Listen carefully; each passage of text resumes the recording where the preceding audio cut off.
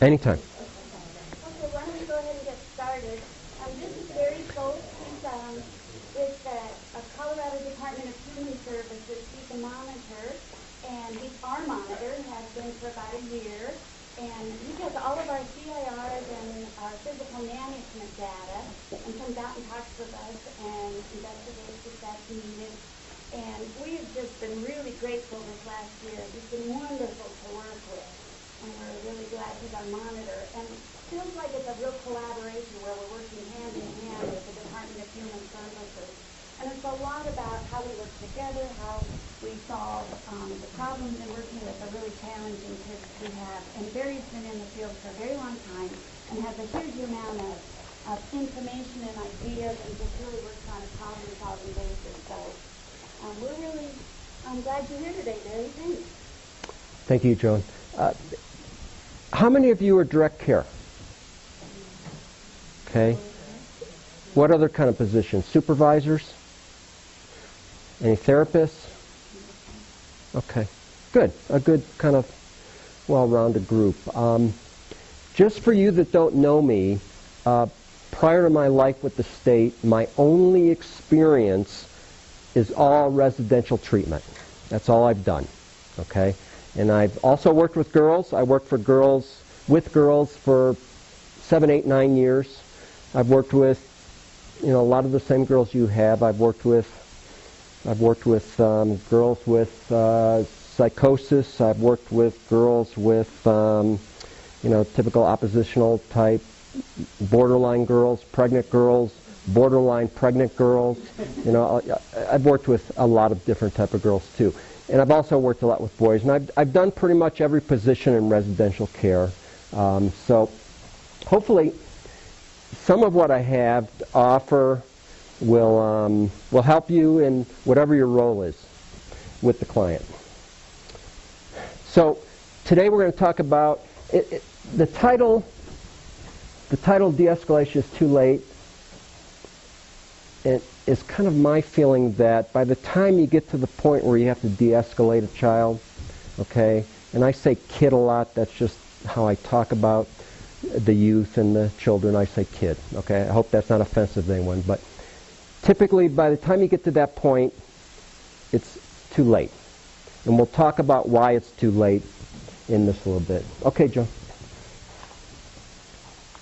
Okay, the goals are, again, to try to move further from the process of de-escalation, to cover some new ground and some new concepts.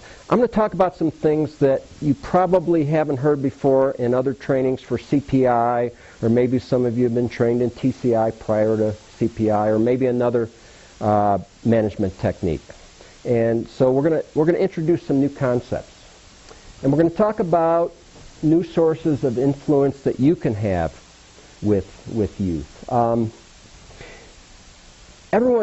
I hope everyone here knows that psychology in general is a very soft science. Does everyone know what I mean when I say soft science? Okay.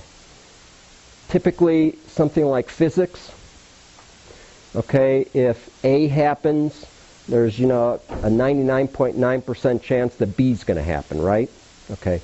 In psychology, therapy, what we do, not so much.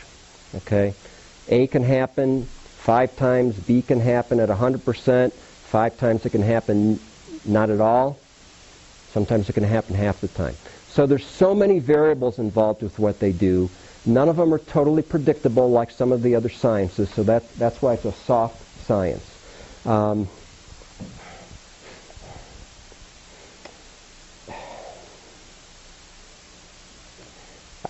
I think that the closer we get to a child who's in crisis or moving towards crisis, being agitated and so forth, we lose a lot of leverage, okay? Because they're already in that mode which makes them less willing to hear what we have to say. We're going to talk about that in a second. The information I'm going to provide today is research-based, okay? And again, it's psychological research. Psychological research sometimes has a lot of conflicting results. But everything I present today will be somewhere in the research, and if anyone wants further information about where I got some of these ideas, I'll be glad to provide that to you. I'll provide my email, or Elaine has my email if anyone wants more information. The other thing is that I kind of understand what I'm up against today. The Center for Creative Leadership did some research recently, and they found out that, and they did this with executives, and they found out that executives learn 70% of what they learn is based on experience, okay?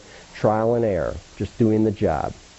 20% of how they learn is based on relationships, mentors, trusted friends to give you feedback, and 10% is based on training and education. Okay, so I've got this 10% to deal with you today. Okay, to further make this difficult, there was other research that demonstrated that when people go to a conference or a training, they implement about 10% of what they hear.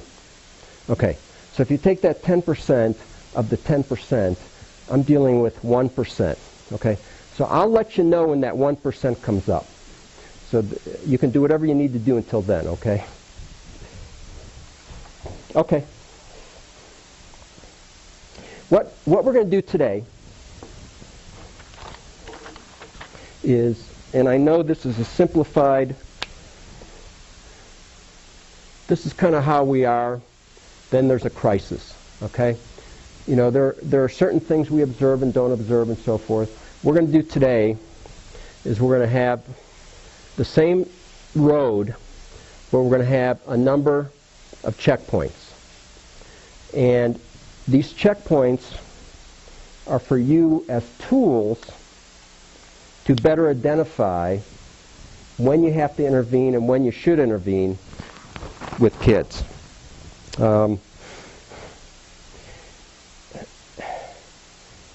I think even if you don't interact with a kid for 8 hours, right, your entire shift, if you don't interact with that kid, you've given them a message, right? Okay, the message is, you know, the message in our mind is probably, they've been good, we don't have to intervene. The message to them is, I'm not even worthy of their attention, okay?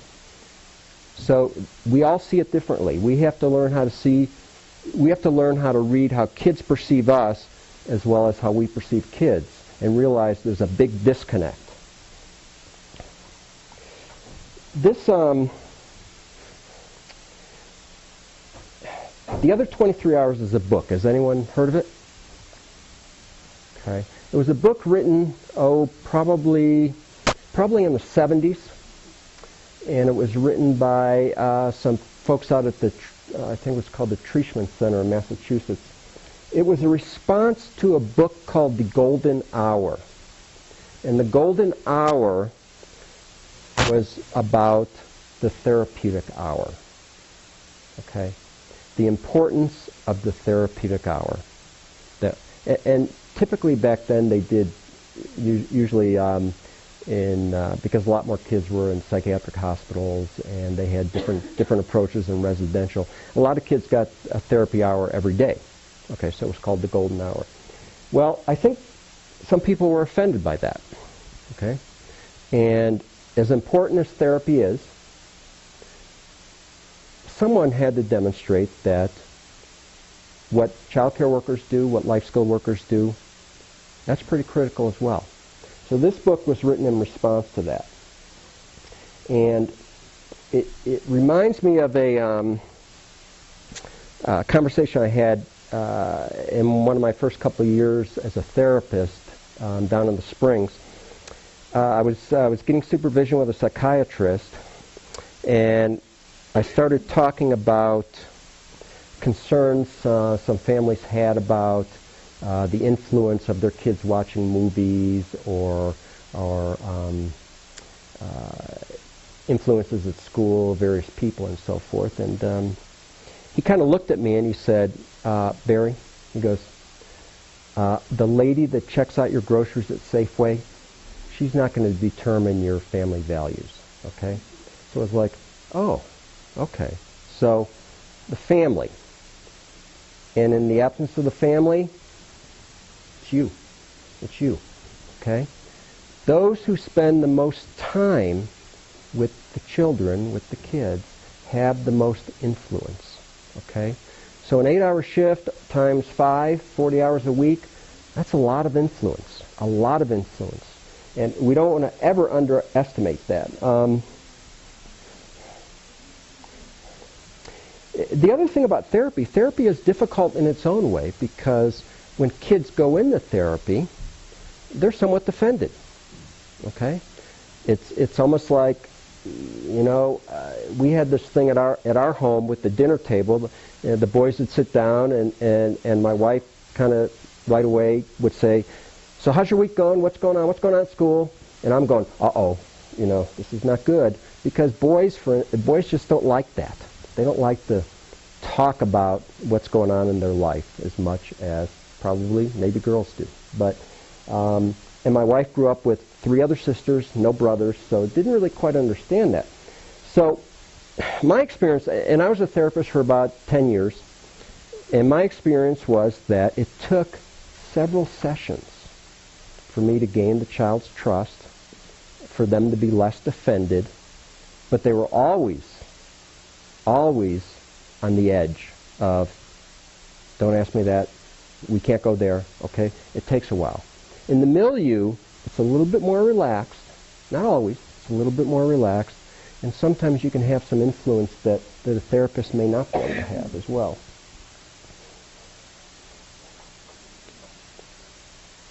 Okay. Okay, Joan. Is the use of restraint a treatment failure? Yes or no? Okay.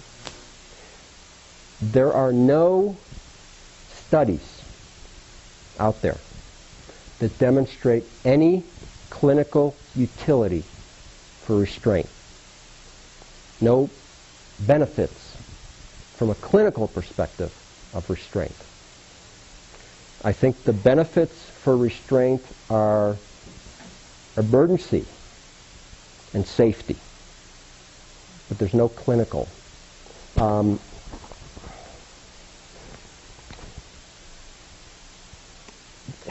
many of you believe that restraint is a re-traumatization to the child?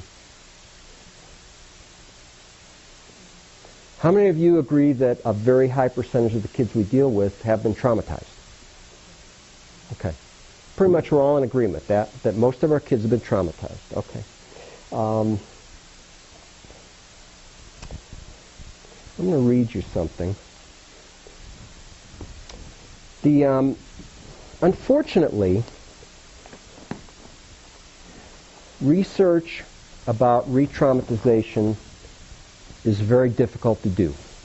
Okay, it's not like you can put a kid in placement, give them a PTSD scale, and then give them that scale at the end of treatment to see if they've have a higher level of traumatization. Okay, you can't do that. There's too many variables. You're also helping them cope and learn skills and improve and be more functioning. Okay, so that's not an effective way. So rather than do a quantitative study where they kind of do numbers, okay, compare different trials, and they do what's known as a qualitative study. A qualitative study is more like a case study where you ask questions and you get deeper into the issue. Okay, it's not just a measurement, but you're learning more qualitative issues. The most recent study that I could find was 2009, there might be more, dealing with restraint, was a qualitative study and was published in Child Welfare. And what they do is they pretty much sum up or categorize different responses. This was a pretty typical response from a 14-year-old girl. Okay? And again, this was a small sample. Okay? It was a qualitative study. It doesn't mean you can generalize to the rest of the world. All it does is give you some more information. And let's understand that not knowing everything is not the same thing as not knowing something. Okay, so we know some things, we just don't know everything. But this is her quote. "When I get restrained, it makes me think about bad stuff," said 14-year-old Shauna. "Things that other people have done to me. It makes me feel like somebody is going to do something real bad to me. I can't move, and it makes me remember real bad stuff that I don't want to talk about." Timothy 12 also suggests a re-traumatization during restraint. "It reminded me of bad things I don't want to talk about." So there's really three areas that kids pretty much universally experience, at least in this study.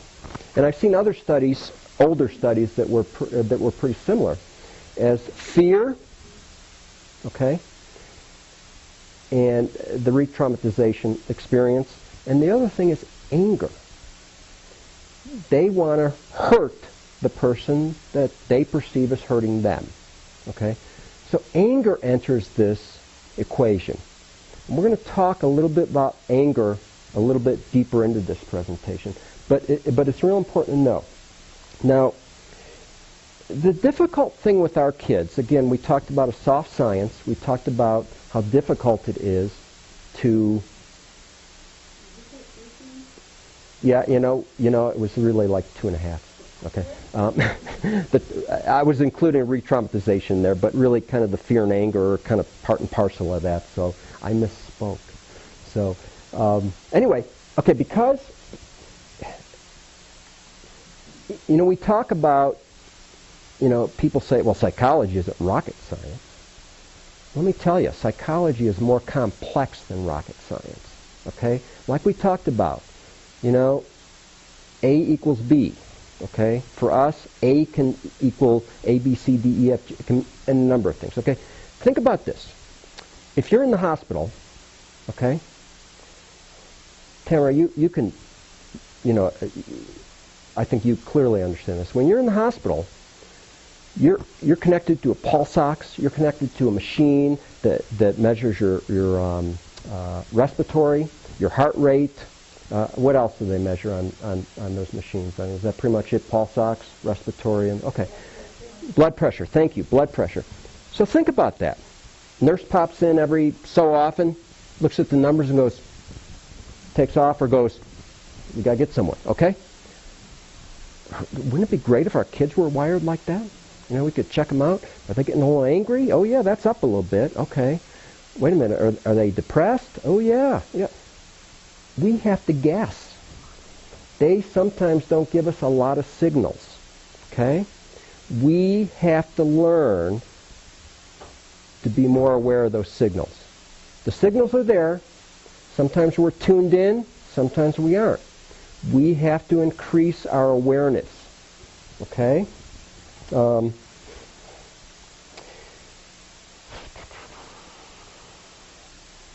I think it is a treatment failure, but that's just my opinion. I think the reason it's a treatment failure is because there's so many other things we can do before a restraint that we fail to do, we don't know how to do, we're not trained to do, or we misread something, okay? And it probably, it's one of those things that probably has to be my perspective because I'm from the state, okay? So,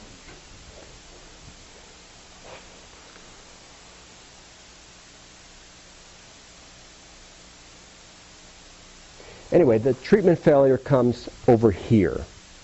Not at the time of the intervention. The treatment failure is over here. What did we miss? That's what's more critical. Okay. Now, I'm sure that you probably all have a pretty good picture of this, so I'm not going to go through it real slowly, but these are sources of trauma for kids, and it's probably less important how they get it because different kids have different resiliencies, okay?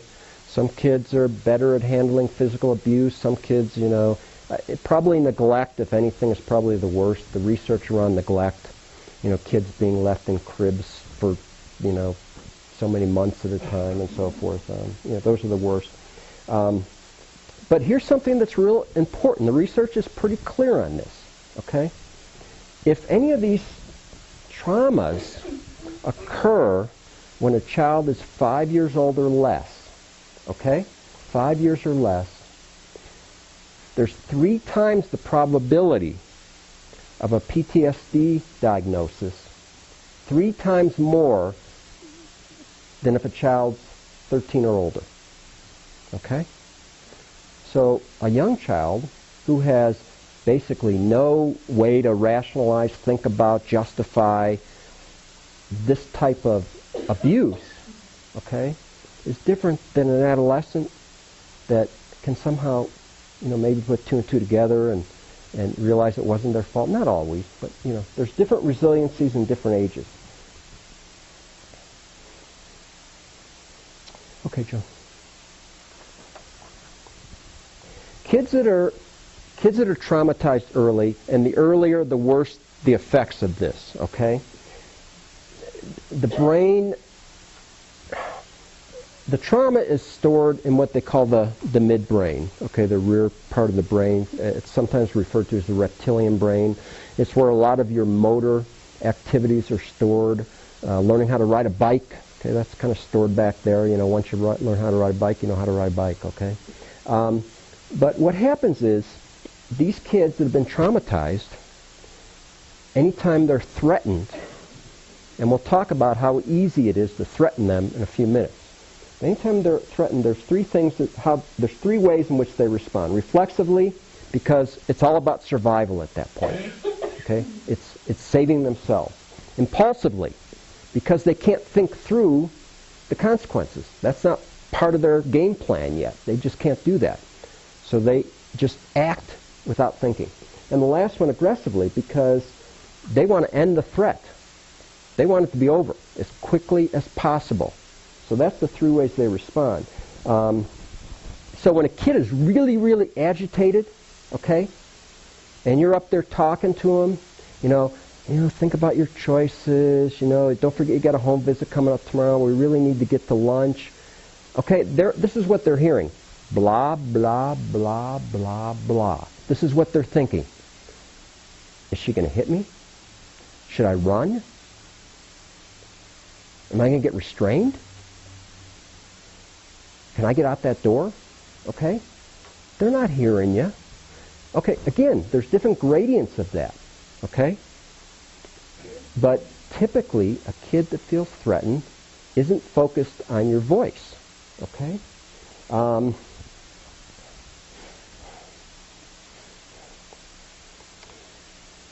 So basically, when kids are escalated, they are less available to any verbal processing. Okay? It's too late. Hence the title, de-escalation is too late. Now, again, don't generalize it. Different kids at different levels in treatment, different kids at different levels of trauma, okay? I'm just trying to speak from a perspective that allows you some different ways of looking at the child. Okay. All right, adolescent brain development. Not a lot of help there, okay? Does anyone know the age of biological maturity for the brain? Pardon? 25. Bingo. 25. And when that first hit me home pretty hard, I remember my brother. My brother did a year at Northern Arizona University, didn't like it, wasn't doing well, and so he enlisted in the Army. So, we kept in touch, and he would share his experiences. And one of the experiences he shared with me was, and he was, 19, I think then, 19, 20, 19 and a half. He was in training, and his sergeant said, they were in a training field, and there was some concertina wire around.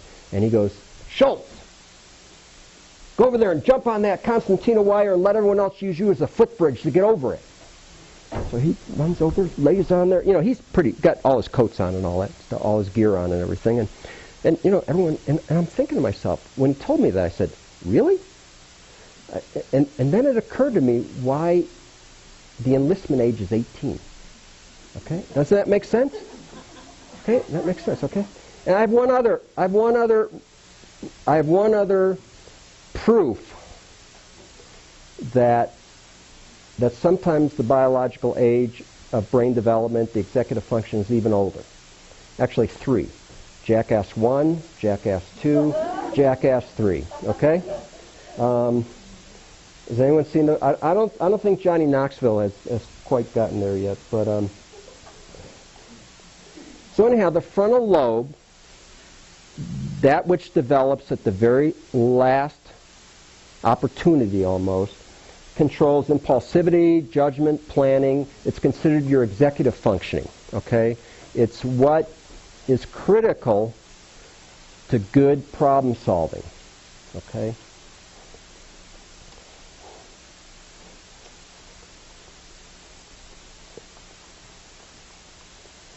You know, the other thing that's interesting is when we deal with other people as well as kids, you know how sometimes we look at them and we go, how could you think that? What were you thinking? Okay? One of the things that's very common to the human experience is that it's hard for us to remember when we didn't know something. Okay? And a lot of that's called hindsight bias, but we'll talk about that. But sometimes it's hard to remember when you didn't know how to do something or when you didn't know something. That's difficult. So sometimes we kind of project that onto someone and say, how could you not know that? Okay? And with our kids in particular, we've got to be careful of that.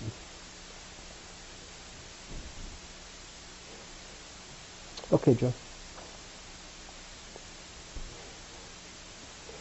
Okay, sensitization.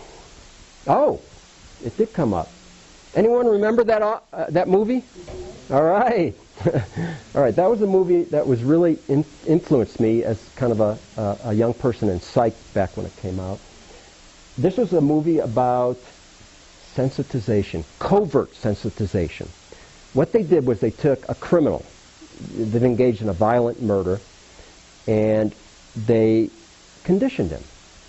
And how they conditioned him was to give him medication that made him nauseous while he was watching videos of violence. Okay? So you remember Pavlov's dog, right? The bell, food, bell, food, bell, food, finally just bell and the salad. Okay. Anyway, same kind of thing. So when he was released and he saw any type of violence, he would run away. Okay? Because of the conditioned nausea. Okay, and it was violent nausea. Okay, so this is what happens to our kids. Let me give you an even simpler example. Back in the 90s, I was Christmas Eve. I had my family in the car, and we were driving a Jeep Cherokee, and it started snowing, worse. Well, I was too lazy to slow down or get off the side and put it in 4. I just kept it in 2. And as it turns out, it wasn't a very wise decision. And I ended up doing one of these off the guardrail, back into traffic, facing this way to oncoming traffic. Luckily, no one hit me. They said, that must be Johnny Knoxville. Anyway. So, you know, nobody was hurt and so forth. But for the next couple months, and even a little bit into the next year, I got a little anxious when I was driving with snow on the ground. You know, not like, oh my God, I can't drive, but just like, okay, be more aware, watch what you're doing, are you in 4-wheel drive, be careful of everyone else. You know, just a little hyper aware, okay?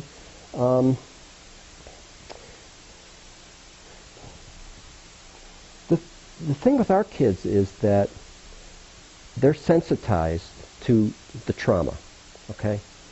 And the most critical thing is about sensitization, okay, just as I talked about with the car, okay, it takes much less of a stimuli to bring about that feeling of being threatened, of being scared, of being fearful, okay? The trauma lowers that threshold, okay? Most PTSD treatment and so forth, the threshold finally gets up there and you can kind of let it go, okay? With our kids, because it's more difficult to treat it with young kids and so forth, the threshold remains pretty low, and it doesn't take much. Another example, a woman I know was working in residential treatment with girls and was out shopping Pennies or something, I can't remember the deal. Was out shopping at Pennies, and they were walking through cosmetics or something, okay?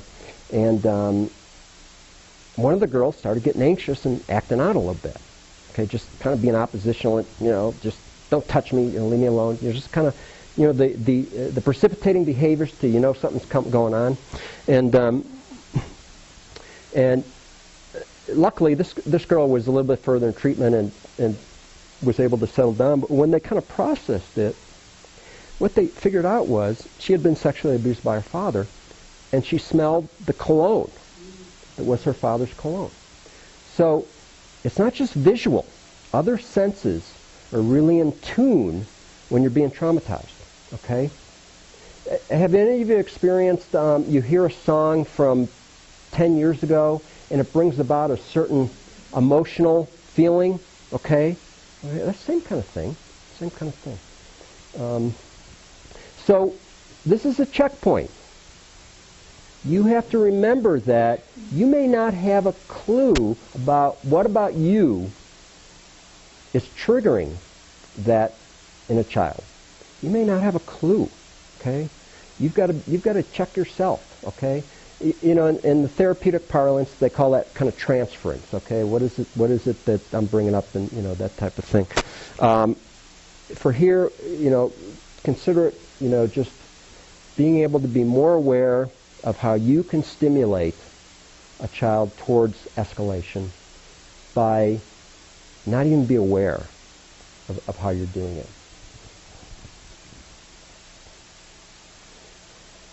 Okay, hostile attribution bias is something that was developed by Dodge, I think, back in the 70s. And what it is it's a bias towards believing that everybody is going to harm you. Okay? And when I say that, these kids are hyper vigilant. Okay? They're looking at everything you're doing. Okay? Did anyone ever take TCI training? Okay. I don't know, does CPI training do the communication thing, Larry, the so much percent? Right. Okay. Well, as you know from your CPI training, only 7% of communication is based on words. Okay? I think it's 55% facial expressions and 38% tone. Okay? Okay, these kids with hostile attributional bias are masters at looking for those nonverbal clues. Okay? Standing in front of a doorway. Okay? Proximity issues, you've studied that. Okay? How far you are from them. Okay? Are your hands moving like you're going to go towards them? They pick up all that type of thing. Anyone see A Few Good Men movie? Do you remember the scene where Nicholson was talking about, Colonel Jessup, was talking about how the Cubans at Guantanamo are on one wall and the Americans are on one wall and they just watch each other? Okay? You'd want one of these kids on that wall. Not with a gun, but you'd want one of these kids on the wall because they would pick up all those things that we may miss. I had a kid in therapy 20 years ago, and his mom would come in and say, "He scares me." I said, "What do you mean?" He goes, "He came home the other day and said, 'Why is that picture moved? Why is that vase moved? And why is the chair moved?'" Okay? And she's like, "Huh?" These kids see everything in their environment that could be perceived as a threat. Now, I'm not sure how that was a threat to him, but, for some reason it was on his radar. The other interesting thing about hostile attributional bias is that it's self-reinforcing, okay? So if I go up, what's your name, sir? Ron. Ron. If I go up to Ron and I'm looking at Ron and I feel threatened, okay? So I strike out because we talked about, impulsively, reflexively, aggressively. I think Ron's a threat to me. So I pop Ron, okay? So Ron, in turn, because he's a kid, he pops me back, okay? So then I'm saying, good thing I hit him because he was dangerous, okay? It's not so much that I hit him first, it's the fact that he hit me, which reinforces the fact that I thought he was dangerous. Because these kids can't look at their own responsibility. They can just look at the picture of what happened to them, their own survival. So it's a difficult thing to deal with. So this is another checkpoint. When you approach a kid who's agitated, okay, you've got to be really self-aware, okay? You've got to be aware of your history with this kid because they'll remember it. You've got to be aware of your facial expressions. You've got to be aware of the tone of your voice. You've got to be aware of your own frustrations. You've got to be aware of your own time pressures. Oh my God, I got to get 12 kids to lunch and this kid sitting on the floor won't come, okay?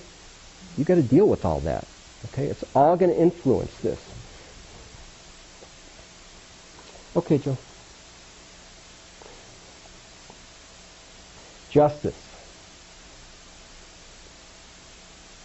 Is there one after that? Let's see what's after that. Okay. Who remembers this movie? I'm sorry, I'm a movie buff. All right. Do you remember the scene where they were at a batting cage and they were driving and they were getting hamburgers and they're driving along and what are they, 20, 21, 22, 20 years old? Maybe 19, 20, I don't know.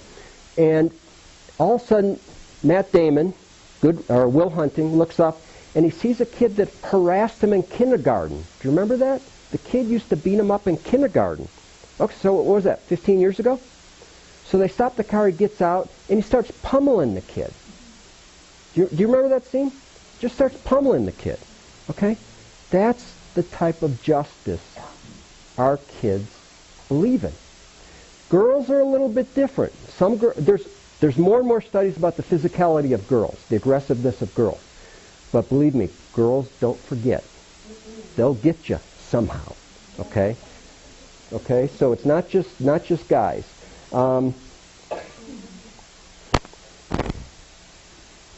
Anger. Is anger a good thing? Is it good? Is it? Pardon? Can be. How so? I should be angry about people who are abusing children. Okay. Okay. You're absolutely right. I think it gives you energy to act. Okay. Energy to act. Okay. When I was early in residential care, we would have therapists say, just tell the kid to go in the room and punch their pillow. Just punch their pillow as hard as they can. Okay? We used to have in our treatment centers, and I worked with young kids as well as adolescents for some years too. Does anyone remember the old Bobo dolls? Pop it, boom, boom, boom. Okay. We had those around, so kids could punch those when they were angry. Okay? Okay. Interestingly enough, the research has come back pretty clear, very clear, that anger is not a catharsis, meaning that it's expunged and therefore you're back to normal. Anger is a rehearsal for more anger. Okay? It's a rehearsal. So, someone's angry, telling them to pound nails with a hammer doesn't diminish the anger. It intensifies the anger. So, what we want to do is minimize opportunities for anger. Okay? One of the things that, because our kids have such a very distorted sense of justice, okay? You and I, we're in a line somewhere and somebody's turn to go up, but they're on the cell phone and they don't pay attention, and you're kind of waiting and waiting, okay? Or someone cuts in line, or someone says, something that's not so much offensive but annoying. In other words, those behaviors to us that are annoying and inconvenient and so forth, okay? They're right here. I mean, for us to really get angry, we'd have to be walking down the street with our kid and somebody take a shot at our kid or something, smack our kid, okay? That would enrage me, probably. But there's a whole bunch of things that are just annoying to us. For these kids, they have a much bigger circle of what's considered unjust, okay? And not only that, everything that happens to them is deliberate. It was done on purpose. So therefore, whoever did it needs to suffer. Okay? So, one of the things that we can do is provide opportunities for kids to be heard. Okay? One of the most important aspects of justice, and a good example is just our American system, is that we have voice in the process. We get to tell our side of the story. I don't know if any of you have ever worked in a organization where you didn't have that opportunity. You went for a performance review and it was like, here's a performance review, sign it, okay? Or you really messed up, here's your corrective action, sign it, okay? I've worked in places like that. Kids also need an opportunity for voice, okay? The concept of procedural justice means that they have an opportunity to tell their side, okay? I actually think, and I have no research to support this, it's just my opinion, okay? I actually think that it would be more beneficial to have little mock trials where kids have voice and kids get to talk about their side and what happened and so forth than some treatment groups, okay? So you don't have a social skills group today, but we're going to have a little group where so and so were fighting and we need to talk about, what happened and that type of thing. Some kids aren't good at that and they don't do well, but most kids, if you give them a chance, they want to tell you how they see the world, okay? And you're going to find out how distorted it is based on their trauma, based on their family, based on any number of things, okay? But give the kids a chance to have voice. I know that we don't have time. I know that we don't have a lot of opportunity. But if we can just add that to the curriculum somewhere, I think we'll be much better off.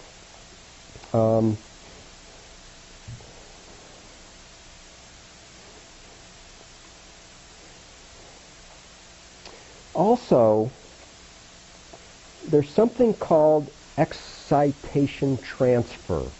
Okay? What that means is that even though you think that a kid is de-escalated after a restraint, in many cases they're not. Okay? In fact, in that article that I read from, many of the kids say that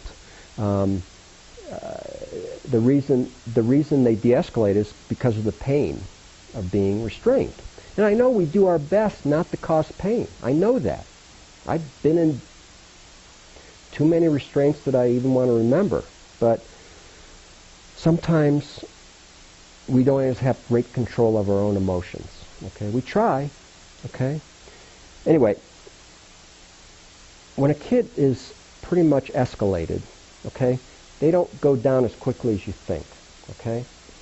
So you've had experiences where a kid maybe gets 2 or 3 restraints in an hour, 2-hour period. Does that happen? Okay?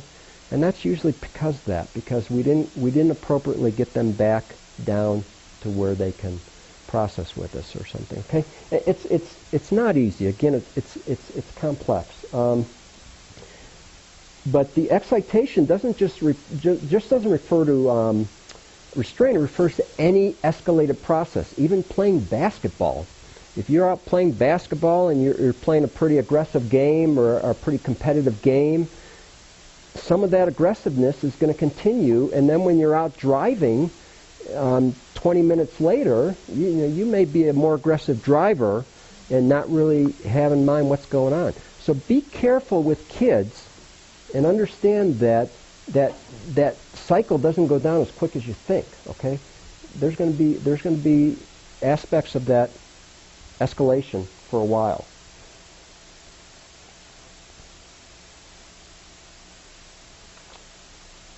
Okay, Joe? Shame is kind of injustice on steroids, okay? Shame is more likely associated with narcissism, okay? And kids that are shamed, kids that feel ashamed, okay, you get a real exaggerated aggressive response. A real exaggerated aggressive response. It's almost like a rage like a white rage. You probably, a lot of the kids we work with, we have lives, okay?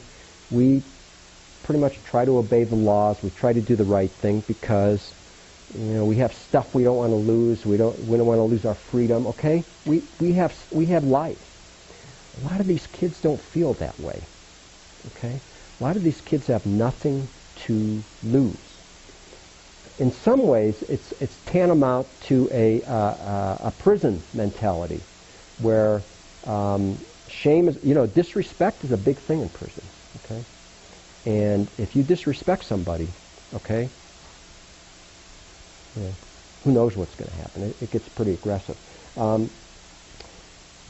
So we really want to help kids save face, okay? And that's just, we'll talk a little bit more about that in the future, about how sometimes we inadvertently trigger that type of thing. Okay.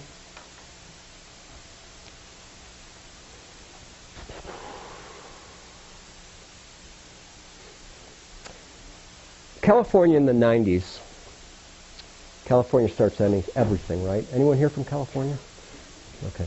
California in the 90s started a self-esteem initiative. And they thought it was important to instill self-esteem in every kid in the public school. Okay? Does anyone know how that worked out? Not very well. Because self-esteem,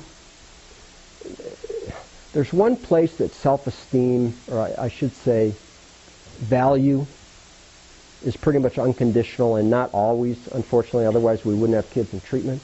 But one of the places where your value is pretty much unconditional is with your family, right? Okay? Your family says, oh yeah, we love you just because you are, okay? Well, tell me how well that works when you try to get a job, okay? Doesn't work very well, okay? So, actually, the research on self-esteem is not what you would think it is. Low self-esteem really doesn't have a high correlation with a lot of negative behaviors. And there's a reason for that. Because usually kids with low self-esteem don't take a lot of risks, okay? When they do engage in stuff, it's usually as a follower. They're usually not initiating high-risk, dangerous behaviors, okay? People with low self-esteem kind of just muddle through life. They're not real happy. They're not real depressed. They just kind of do their thing, and they're not very optimistic on how things are going to be. So, but one of the things that you can do with kids is to help them develop self-esteem. And that doesn't mean, say, you're a great kid. Okay? It doesn't mean you're a good basketball player. It doesn't mean any of that. What it means is you help them find something that they can master, okay, that they can achieve. Number 2, never, ever, ever compliment a kid or criticize a kid on an outcome. Always refer to effort. You know why? Because kids can't control outcomes. Kids can control 100% of their effort. And if you look at some of the educational studies that have come to light in the last couple of years, the successful studies didn't talk about reinforcing kids for grades, rewarding kids for grades. They talked about rewarding kids for showing up to class. Because they can control that. They can't control their grades. They can control going to class, though. And hopefully, the translation is if they go to class, they'll get better grades. Not always, but that's what it is. So another thing about our kids is they don't like to try anything because they think they're failures. I don't like to try things that I know I'm not good at. Okay? So think about kids that have failure after failure after failure after failure. Okay? They don't want to try anything new. Some kids think, I just can't do that. Okay, again, the research is clear. Talent is overrated. It's all about practice, practice, practice. Okay? Give you an idea. They did a lot of research on like pianists and violinists and chess players and athletes and so forth. Okay? To really get to that elite status compared to this status, okay, is a magnitude, an hour of training magnitude of 4 or 5. To give you an idea, most concert pianists, let's just say that, by the time they're 21, have had 10,000 hours of deliberate practice. Okay, break that down. If you practice 2 hours a day, nonstop, that's all you do every day, 7 days a week, 365 days a year, if you practice 2 hours a day on the piano, how many years is that? 13. 13 years. Okay? If you practice 5 hours a day, every day, that's still almost 6 years. Okay? How many people are that dedicated? That's why there's so few people up here. You are? No. I would like you to address the issue. What if you're practicing the wrong way? Yes, that's why I said deliberate practice. Deliberate practice is practice designed to address those areas that need improvement. Not just, anyone can practice over and over and over and do it wrong over and over and over. Right, it has to be deliberate. It has to be practice designed to address the areas you need to improve. And so just reinforce kids for effort. Not outcome, just effort. Because it's all about incremental gains with kids. Slow, successive approximations to an outcome.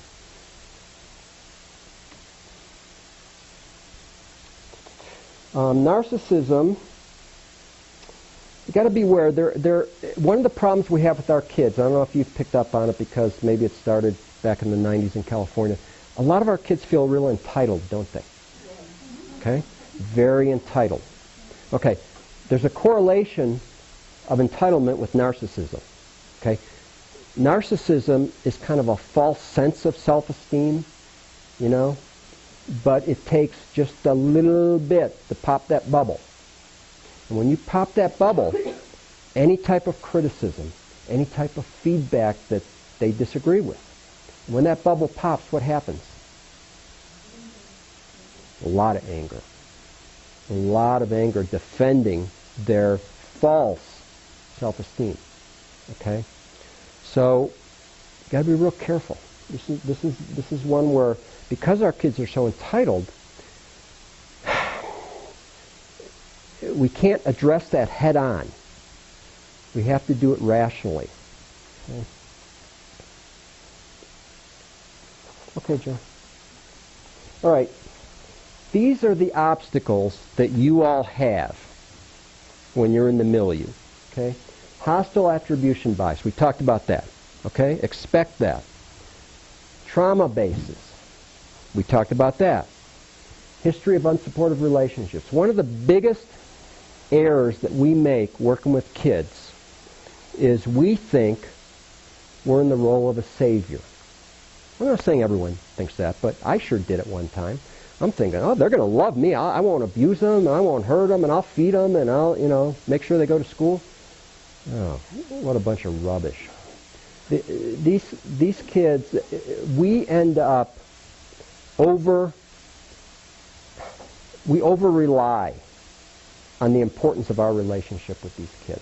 Okay, these kids have had years and years of no trust, no one they could trust, nobody that would support them, nobody would have their back. Okay, so it's not going to happen overnight just because you are a helping person. Okay, it takes a lot of time. So don't rely too heavily on your relationship, even if it's a good relationship. Don't rely too heavy, because when they're stressed, remember, they go back to primitive functioning. Deviancy training. Who knows what I mean by that? Two girls are in their room at night. Okay? They're talking before they go to sleep. Are they talking about ways that they can work on self-control and get through their treatment plan better, or are they talking about ways they can sneak in contraband? Okay, we know what they're doing. That's deviancy training. That's why when you go to prison, you come out and you're a better bank robber than when you went in. Okay? Because the experts, or maybe they're not experts because they got caught, but maybe better than you. Anyway, deviancy training. When kids that are struggling are all together, they talk, they do war stories, they talk about being sneaky, they talk about getting it over on staff. Okay, that's just part of it. Expect that. Inadvertent provocation. This is more with guys, I think, when I talk to guys' facilities about this, because guys being guys are always dogging each other. Okay? That's kind of how we live. We always dog each other and, say something and so forth. And you got to watch that with kids, because kids want to be part of it, but if you say the wrong thing, then you trigger them. So we just have to be careful with that one. Unstable self-esteem, we talked about that. The entitlement. And when you have unstable self-esteem, it's real easy to puncture that false feeling of being better. Poor future orientation, we talked about that in reference to brain development, frontal lobe development. Okay, kids can't plan for the future, and we're going to talk about how to address that, because they don't do that well. Undeveloped primary prevention tactics. I kind of refer to this, but every one of you multitasks. You're responsible for 8 to 12 kids, okay? You got to get them here. You got 2 acting out over here. You got 3 you got to watch over here for sexual touching. You got 2 over here that have, possibly are looking for some glass to slice their wrists with or cut on. Okay, you've got a lot going on, okay? And it's real easy not to engage in primary prevention tactics, okay? Let me give you a good study that demonstrates how easy it is to be what's known in social psychology as priming, okay? There were some divinity students, okay? They broke them into 2 groups. And they told one group of divinity students they're going to give a lecture, and their lecture was on your general experience of being a divinity student. And then they told this other group that their lecture was going to be on, this is lectures they were going to give to a group. And the second group, their lecture was to be on the Good Samaritan. Pretty much everyone knows the story of the Good Samaritan. Okay. So, and then what they did was they had a couple other experimental conditions. In one group they said, all right, you got to be on the other side of campus in half an hour, you got plenty of time. Next group they said, all right, you better hurry, you only got about 10 minutes to get to the other side of campus. In the last group they said, you're running late, you better get over to the other side of the campus. Okay? And they did this individually. Okay? And what they did is that as that divinity student was going across campus, they had a person kind of laying on a wall, and when they would go by, they'd kind of cough and, one of those. Okay?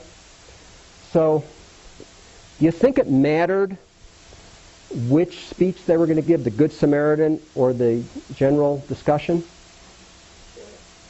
How come it didn't matter? That's right. There was an urgency time frame.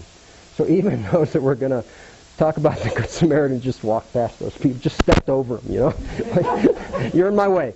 And so they were primed with a sense of urgency. The only people that actually stopped were the ones that had time. The ones that knew they had plenty of time so they could stop and offer assistance. So this is a checkpoint for you all, okay? You have to think about everything on your plate at that moment when a child is giving early signs of escalation. Can I address this right now?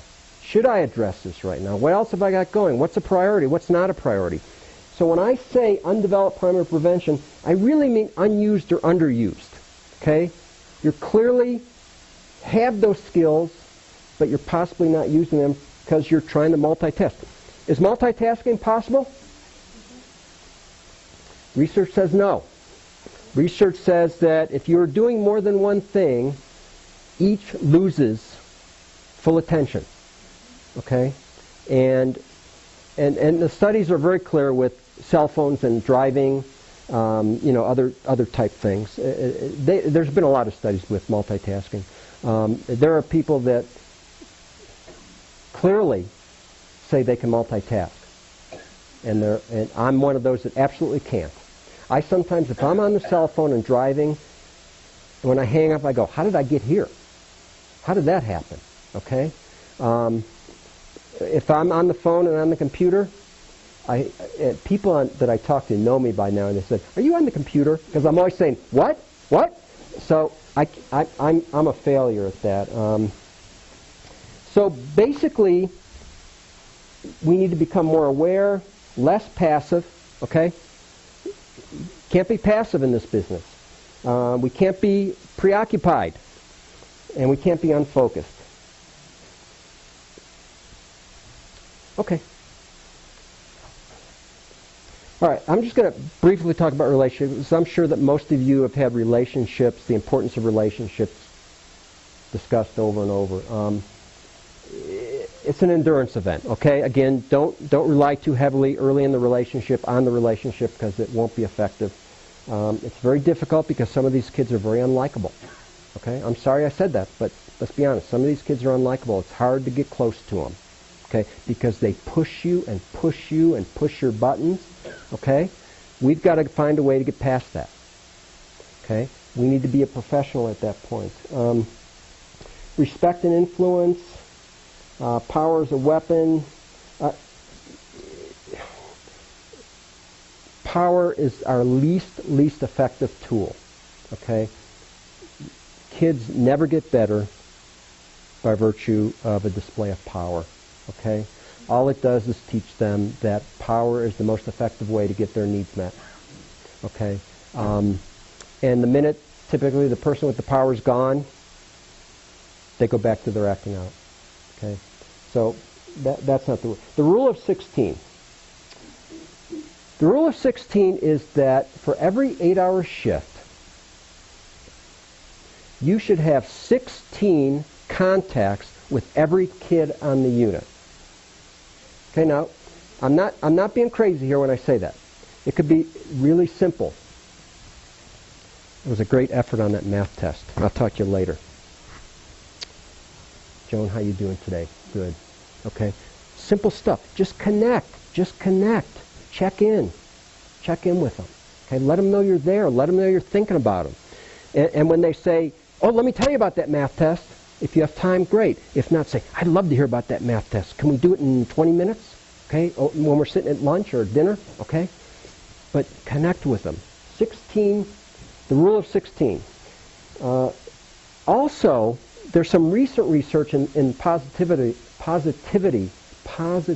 literature that demonstrates that if you have a 3 or 4 to 1 ratio on positive thoughts versus negative thoughts, and I think you can translate that into positive comments and negative comments, okay, that you're actually increasing your awareness, okay? There's something called the broaden and build model by Barbara Fredrickson that demonstrates when you are in a positive mood, okay, that you can solve problems better. You're more collaborative, okay? Everything kind of opens up. You're more creative, okay? So our goal is to keep the kids positive, and the best way to keep the kids positive is to keep us positive, okay? Because it's a parallel process. If we're positive, they're going to be positive. Not always, but if we're negative, I can guarantee you they're going to be negative. There's no argument there, okay? When I was probably in my second year as a child care worker, I went to a conference, and this woman, her name was Vivian Fox, and I remember it like it was yesterday. She talked for 90 minutes, and the entire talk talked about if you have aggressive staff, you'll have an aggressive milieu. If you have if you have an aggressive administration, you'll have an aggressive staff, and she just time after time gave scenarios about that whole thing, okay? So we don't want to be there, okay? And physical restraint is a sign of an aggressive milieu, whether we like to think that or not. We like to think of it as maintaining a safe milieu. They don't see it like that. They see it differently, okay? The joy of conflict. As we all know, adolescents love to argue and get in power struggles, okay? We will never win a power struggle. Ever, ever, ever. Don't engage in power struggles. You'd be surprised at how quickly they give it up if you don't get into it with them, okay? That's a rite of passage for kids. They're developing their own personalities themselves. That's how they assert their individuality, their own personality, their own way of seeing the world, is to argue with whatever you offer. Okay? Fritz Radel back in the 40s, 50s wrote some books based on Pioneer House in Detroit. And he had some great books about relationships and the importance of relationships. And he was one of the first ones to talk about the importance of the milieu. Okay? After that, all of a sudden it became about certain type of intervention, certain type of therapy, certain type of medications, and all of a sudden relationship was kind of diminished in some way. Well, it's made a resurgence. Relationship is back in, and it's probably the most critical way to help kids change. Anyone remember the old Harlow's monkey study? The wire monkey and the cloth monkey? Anyone remember that? Okay, in reference to my dog at my house, I'm the wire monkey, okay? The cloth monkey and wire monkey were that they had young rhesus monkeys, and they had two places they could go. One was a wire monkey with a bottle, and one was a wire monkey that had a terry cloth over the wire, okay? The baby monkey would always go get the food, but it spent the rest of the time with the cloth monkey. Okay, because that's where the emotional building was. Okay, something soft that they could hold. Okay, in my house, I have a golden retriever. I feed that dog. I walk that dog. I give the medication to that dog 100% of the time. Okay. When my wife is home, that dog isn't more than 2 inches from her. It's like I disappeared. I'm the wire monkey. I don't give my dog a lot of attention. My dog is functional for me. I love my dog, but he's functional. He's to go with me on a walk to keep the bears away, or at least be lunch for the bears or something. But things like that. But it doesn't matter. He's more, because my wife pets him and brushes him and all that stuff. That's so. The kids that we work with need a lot more than just meeting their physical needs. Increased attraction, decreased threat. We'll talk a little bit more about that in the future.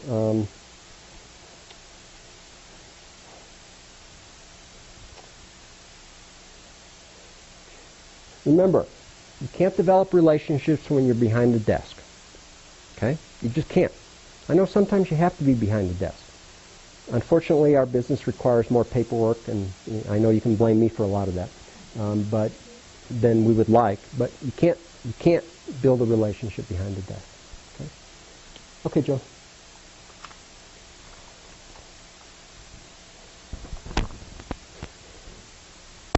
"95% of all restraints are caused by Okay. Anger. Pardon? Frustration. Pardon? Fear. All right, you're not going to like where this next slide is going. All right, Joe.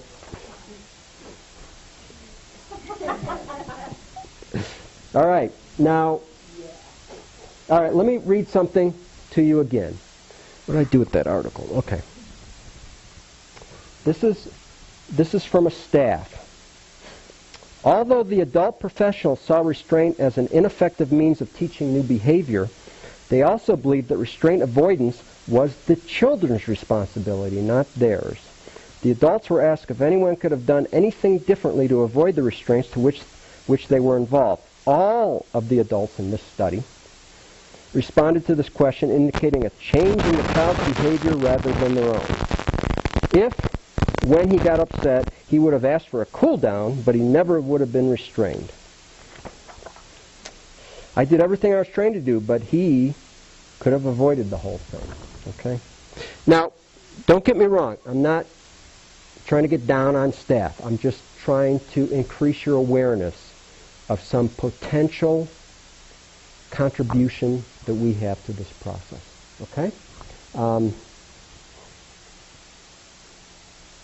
My first 4 or 5 years in residential treatment, I did everything wrong. Okay? My first couple of years I worked with girls, and it was right around the time that sexual abuse was becoming more studied, more researched, and treatments were developing. We didn't have a clue why these girls couldn't go to sleep at night. Okay? Why, right before they went to bed, they engaged in any behavior that would result in some kind of physical restraint. We didn't have a clue why all that was. We didn't know that.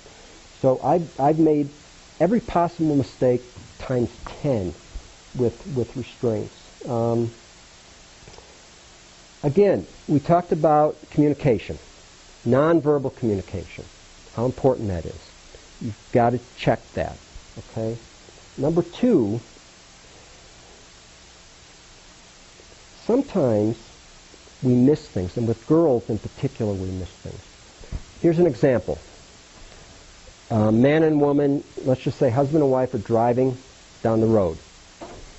And the woman says, "Are you thirsty?" And the guy says, "No, I'm not thirsty." Okay? Well, the woman, meanwhile, is fuming. You know why she's fuming? That's right. Women, if it was another woman in the car, the other woman would have said, "No, I'm not real thirsty, but we can certainly stop and get you a drink." Whereas the guys just say, "No, I'm not thirsty. Who cares about you?" Okay? So that husband and wife ended up in a fight because he didn't understand the indirect statement. He is used to direct statements. If you're thirsty, then tell me. Okay? Okay? Just tell me. So with girls, be careful about how they present things to you. Okay? Are they being direct? Or are they being indirect? Okay? So that's one thing we have to be careful of. There's a lot of research out there that parents that are narcissistic, okay, have higher rates of child abuse. Think about that. When you're narcissistic, entitled, and you tell someone this big to do something, and they say, "No," what's that? That pops the bubble. I'm an authority. I'm your parent. What do you mean, no? Okay? Those people tend to act out that narcissistic injury, so to speak. So, and we all have different levels of narcissism in us, okay? So check that too, how you're feeling about that type of thing. Feedback.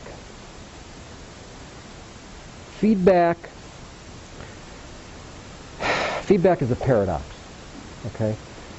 The reason is the thing we need the most, feedback, is the thing we like the least, okay? When someone hears negative feedback, okay, the brain, under MRI studies, the brain lights up big time. like 10 times more than if they hear something positive. Okay? We are hardwired to hear critical information, and we get defensive. Okay? We don't like feedback. Okay? We do all kinds of things to avoid feedback. If Joan gives me feedback, I say, what does Joan know? Okay? Ron gives me feedback, it's like, you weren't even there. What are you talking about? You know? We do anything we can to externalize that, diminish it, make it less valuable. Okay?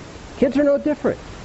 And when kids get feedback, typically it's negative. So we're going to talk a little bit about some of the most recent research on feedback. Okay?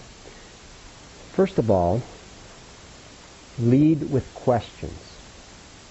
It's much easier to get someone to give themselves feedback than accept your feedback. Okay? Number 2, don't give feedback unless it's invited or solicited. Before this presentation today, I asked a couple people that I wanted definitive feedback afterwards and whether this was worth a crap or not. Okay? So that type of thing. Ask for feedback if you want it. If someone didn't ask you for feedback, find out whose needs you're meeting by giving them feedback. There are sometimes I have felt in the past that I had to tell someone what they did wrong because they needed to know. They might not be sure. Okay? That's just not going to work. Okay? So try to figure out whose needs you're really dealing with some of your feedback. Okay? Also, make sure you're credible. Make sure you know what you're talking about when you're giving feedback. You know, you might accept feedback from a mentor or somebody who's got years of experience than you would from a peer. Peer-to-peer feedback, don't go there. Okay? We need to do more of that. We need to say, Ron, you know, that management you engaged in, no. You know, and you won't ever do that. You know, we won't do that. It's hard. It's hard to give peer-to-peer feedback because it's like, what are you telling me? We're the same. Okay? And you stomach it from a superior, but you may not like it. Okay? Kids are no different. It's better to express disappointment than anger when a kid has a negative outcome. Okay? Be careful about their feelings of entitlement, narcissistic injury. Be real careful with that because it won't take much to go from here to here with them. Okay? Be real careful. And consider your own sensitivity. Okay? I am one of those people that's kind of insensitive. I don't mean insensitive to feedback, but I ask for feedback a lot, so I'm willing to hear it. But because I'm pretty much insensitive to feedback, I might be a little bit more heavy-handed with other people. Oh, I can tell you why that happened. You know, kind of the Dr. Phil approach. I can tell you why you're such a screw-up in your marriage, okay? Stuff like that, okay? You know, that type of thing. So be careful how you do that. And expect defensiveness. That's just the human condition. Expect it. You know, I do a little online teaching for University of Phoenix, and one of the things they teach us was when we're giving feedback for an assignment. Okay, they say use the feedback sandwich. You know, oh, this paper was all your periods are in the right place. It made no sense. Oh, but it had a nice title page. Okay, everyone sees through that. Everyone's just waiting for the bomb to drop. Okay, or they say use I statements. I really feel. Okay, I don't think that works either. Okay, everyone sees through that. Oh, what you're really saying is, you know, okay. So feedback is a real science. You have to be real careful how you do it. Beware of your own needs. Beware of how the child will accept it. Beware of your own credibility. But always lead with questions. It's much easier to get somebody to critique their own work and come to their own conclusions than it is for you to tell them. And when you start dealing with problems, you just re-examine the problems, and the problems basically are fault, and no one wants to go there. Okay, we're going to talk more about positiveness in a few minutes.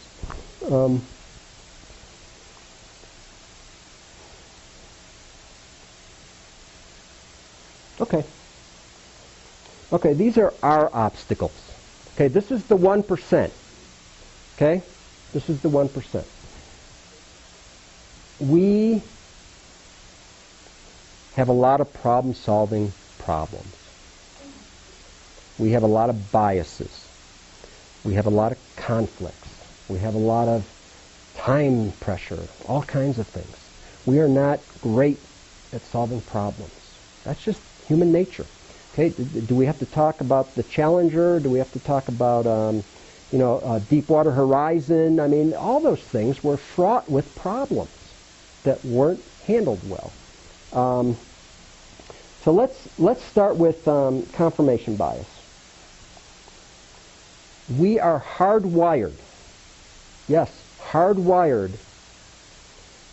to see and accept things, ideas that are consonant with our own. Okay? Again, MRI research.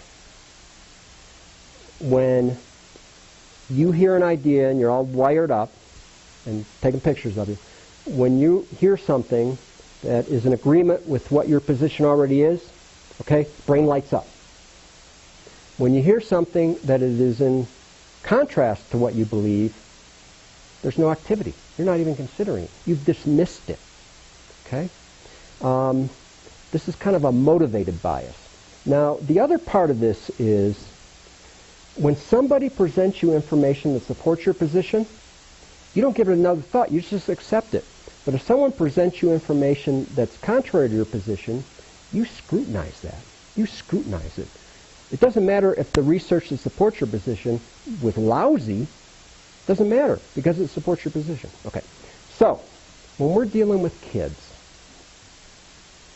we have their history. Okay?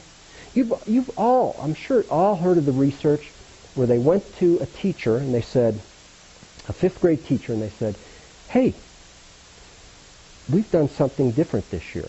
We took all the high IQ kids and we put them in your class. Okay? So you get to teach all the high IQ kids, the superior kids. So at the end of the year, all those kids had A's and made tremendous gains.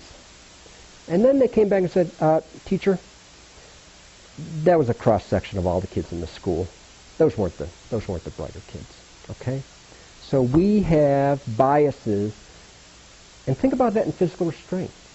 You see a kid escalating, and your bias is, oh, last time they did that, A happened. I've got to intervene. Or, oh, wait a minute. They said on their history that this is what's going to happen. This is what they do. I've got to do that. Okay? So we shorten the decision-making process based on our confirmation of what we believe about them, what we've experienced about them. And our whole goal here is to give kids opportunities to make good decisions. Okay? So we have to be careful about how early we engage in any type of safety intervention.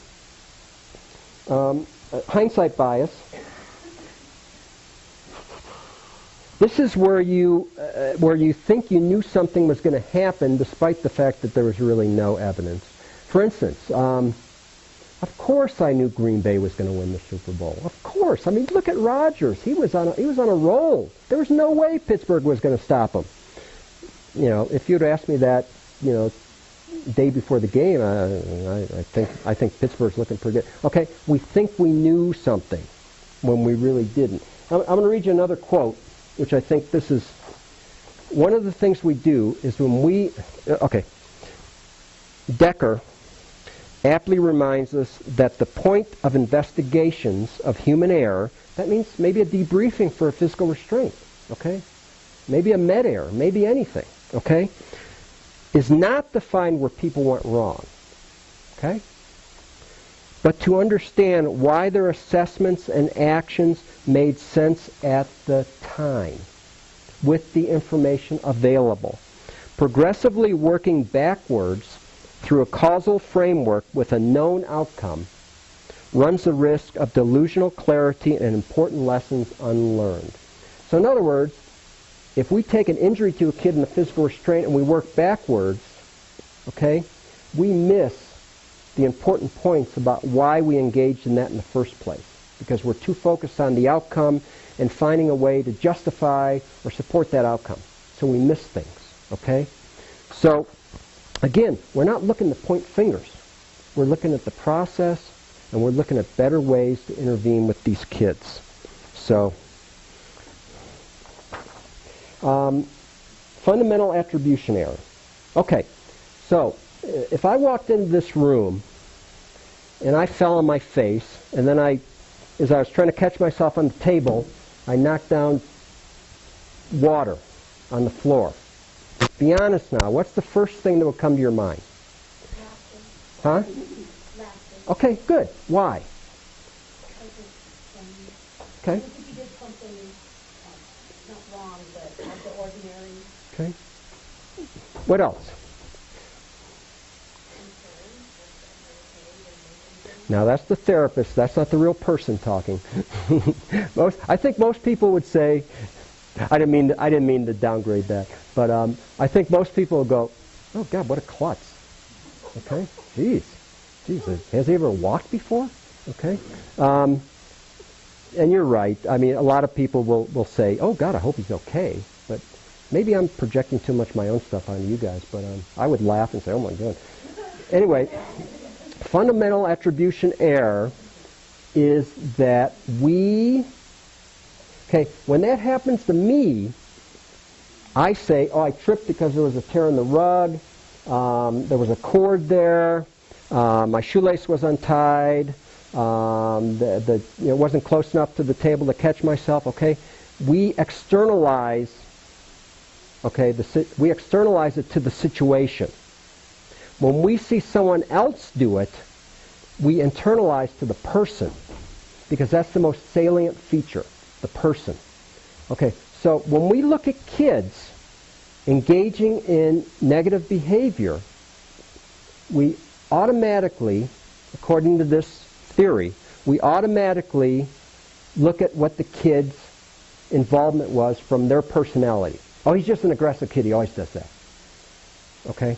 We don't consider the situation real well. We don't look around and go, oh my God, there were 3 kids surrounding him. No wonder he was upset. Okay? We don't look at the fact that he just got off the phone with his mom and his mom said, you're never coming home again. Okay? We don't consider those as much as we should. We pretty much look at the kid. So our goal is to maximize, or I should say, balance the situation with the kid's personality, with the kid's difficulties, okay? So try to balance that so that we aren't just focusing on the kid and what their deficiency is, but look at the situation and see what we can do. Problem and deficiency focus. That's pretty typical. I'll give you an example. A guy walks out of a building late at night, okay? And let's assume for this story that nobody's intoxicated, okay? So he walks out of the building, he goes down, and there's a man under the street light on his hands and knees searching the grass. Okay? So he goes up and he goes, sir, you okay? Oh yeah, I just lost my car keys. I'm looking for them. So, you've heard this.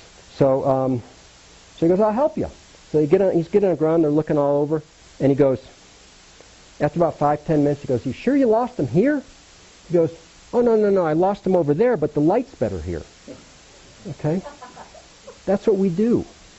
We focus on where the light is, and the light is on the problem. The light isn't on the strengths. The light isn't on the things that we can improve with the kid that they already have something of. Okay, the knowing-doing gap. All right. This is a description of the fact, or this is a theory about the fact that all the information is out there, somewhere. Okay? So why are there so many differences between, oh boy,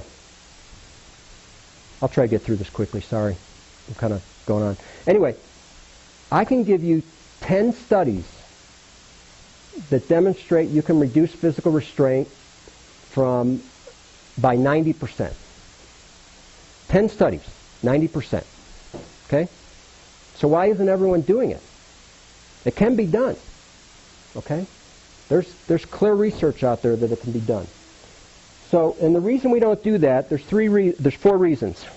We rely on tradition. We do things the way we've always done things.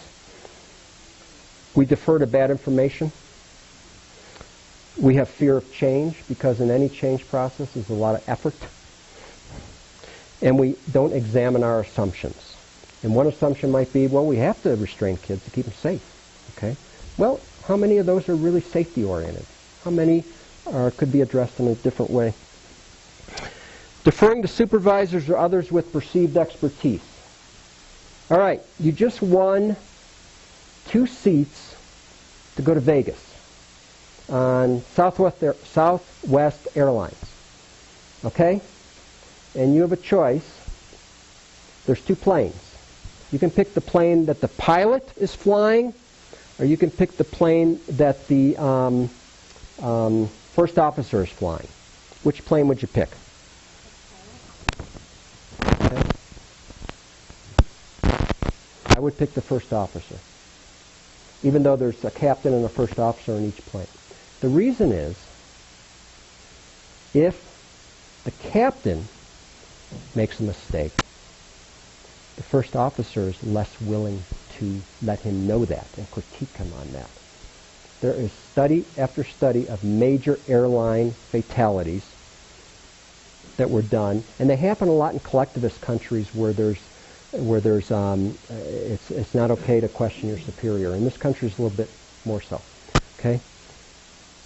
The captain has no problem telling the first officer when he messes up, right? Because that's his job. But the first officer, there was one in Minneapolis, I can't remember how many years ago, where the first officer very clearly knew that the pilot was too high to make his descent. And there was one thing on the black box that they recovered that said, are you going to stay up here all night? That was all he said. That was his way of saying, you got to get down. Okay? So, how easy it is for anyone in this room to question one of their supervisors on a restraint that maybe shouldn't have been engaged in. Okay? We have enough trouble, talking to our peers about that stuff. But what about someone in authority? One of the things that Elaine is real good at is questioning anything that I find, any violations or anything. Okay? And my feeling is that if I can't justify it, then I can't put it on paper. Okay? Don't be afraid to keep people honest. Okay? Ask them why they think we should do it that way. Okay? Be kind of that devil's advocate. Okay. I'll do this one pretty quickly. Heuristics are shortcuts to thinking, but I put shortcuts to being wrong. Because of all the stresses we have in this environment, it's easy to rely on shortcuts in thinking. Okay? Shortcuts in thinking are kind of pre-planned reactions to various situations. Unfortunately, sometimes the situations don't match up. It's like deja vu. 2 or 3 elements are the same, so therefore you think the whole thing's the same. It's the same thing with heuristics. We see 2 elements that are the same, so therefore it's the same decision. Go to the next one. Anyone remember what this is from? It is, but it's made to be upside down. Men in Black, the original. Anyone see that? Do you remember the scene when they were kind of trying out guys for the Men in Black position? And they all gave them guns, and they went up to the video monitors, and they were shooting. Okay? And Will Smith waited. Everyone else is shooting all these monsters, aliens. Will Smith waits, and then shoots little Tiffany. Does anyone remember that? Anyway, all those other guys were engaging in heuristics. Monster, alien, shoot. Monster, alien, shoot. Monster, alien, shoot. Will Smith was engaging in second-level problem solving and trying to put together more elements to support his decision. Okay? We often don't have that opportunity because of the pressure we're under. But we've got to try to engage in more deliberative thinking. Ooh, okay. Appreciative inquiry. That's the whole theory of appreciative inquiry is using positives and strengths to get to a desired outcome. Okay. Again, this is kind of focusing the light on what can change, and positivity, and using, again, strength-based treatment planning. We don't want to, you know, if all you have is a hammer, everything looks like a nail, okay? So what we want to do is develop a different set of tools that are more positive-based that we can use to help kids get to the next level. And if we can figure out a couple positive things where we're going in to intervene with a kid, it'll be much more helpful. I'll give you an example. We don't like to do things we're not good at, okay? We don't. Everyone knows Michael Jordan, right? Okay? Michael Jordan won, I can't remember, someone's going to have to help me. He won 3 championships, or else 2, and he quit to go join what? Baseball. And was he any good in baseball? No. He stunk. Okay? So, did he stick around another year to try to get better? No, he went back to basketball. Because that was his love, that was his skills, and we love being able to practice our skills, especially if we're good. We love to do that. We want to get better at what we're already good at. We don't like to get better at things that we're not really good at because we're not really good at them, okay? Kids are the same way. So instead of working on trying to build up their deficiencies, work on their strengths, okay? So that's all appreciative inquiry is about. It's used in business a lot more. One of the things is about appreciative inquiry is Rosemary Allen, who's my boss, has told us that when we go into a facility, we're to assume positive intent. Okay, I know that sounds strange coming from a regulator, whatever you want to call me. Okay, but I come into a facility thinking, okay, there was a reason why that happened. Okay, maybe the outcome wasn't good, but can I find, somewhere in there that the intention was positive and it just went awry somewhere, okay, for any number of reasons and variables? Okay, Joe.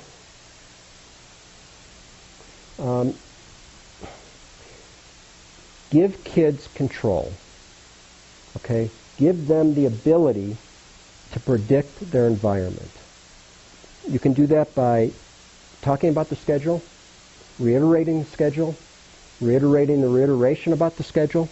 Anytime the schedule changes, talk about what that means, okay? Don't let the kids be surprised by anything. Don't let them be surprised. Let them have some control on what's going to happen to them. Because the worst stress is no control, and there's all kinds of studies about that. Awareness and anticipation.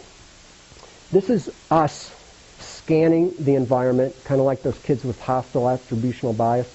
Scanning the environment and, looking for those things that will help us intervene appropriately. Quieting the brain, okay? The only way to learn, when kids first learn, like begin the violin or chess, I don't think they're doing it in front of the TV. I don't think they're doing it, with their iPod in their ears, okay? I think they're doing it quietly. Our kids can only learn in a quiet environment. It can't be chaotic. It has to be quiet.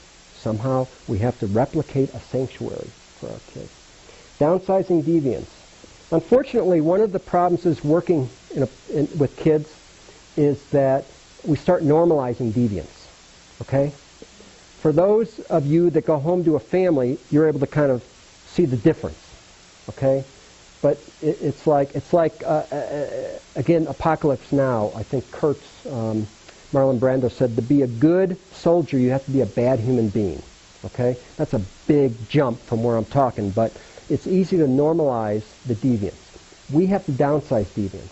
We have to address every incident of sexual harassment. We have to address every incident of bullying, no matter how little or tiny. Because if we don't do it, we've let them know we've tacitly reinforced it. By seeing it and not doing anything, that doesn't help. Because they don't understand that it's not that we didn't address because we didn't have time, because they think it's okay. The reason we don't intervene early is because we don't have the tools, we don't have the time, we don't want to agitate them any further because we've got enough going on tonight, and we've learned to pick our battles. Right? Okay? That's just part and parcel of what we do. Okay, Joe. The goals of treatment: decrease impulsive behavior, increase self-control. There's a recent article that just came out in the last month that self-control is as important as socioeconomic status and intelligence as a predictor of success. Self-control. You know, as far as I'm concerned, the only treatment plan goal should be enhancing self-control. I'd be happy if they had self-control, they wouldn't be here. Okay? Help youth understand they have choices. Again, positive emotions help expand their feeling of choices. Okay, next slide is the last slide. I'm sorry that I went over. Just read this, and I believe this 100%.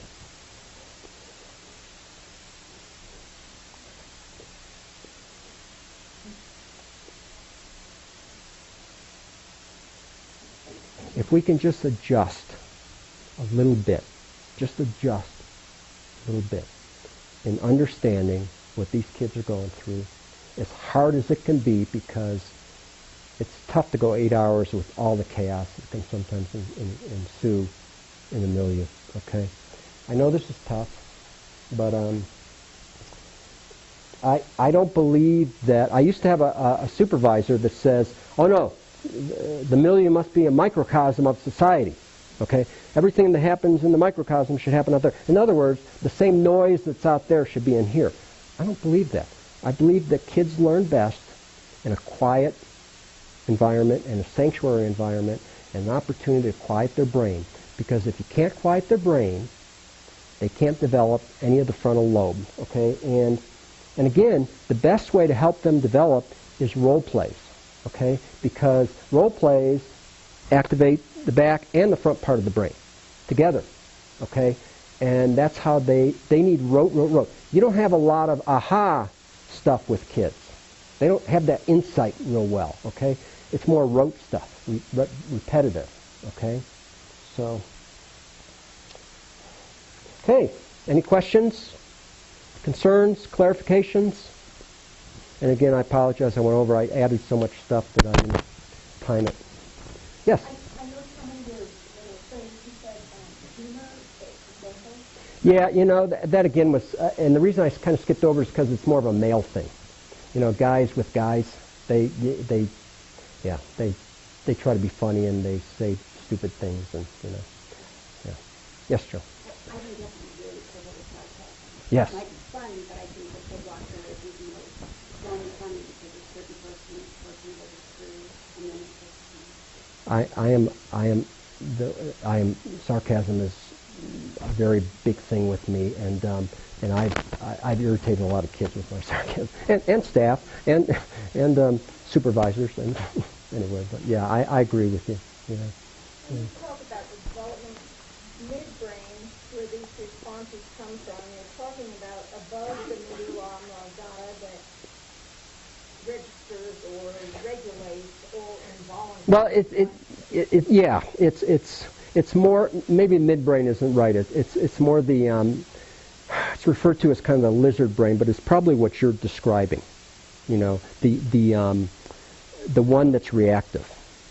Yeah. Do you agree that asking questions, seeking feedback, with the impression that you really care, isn't that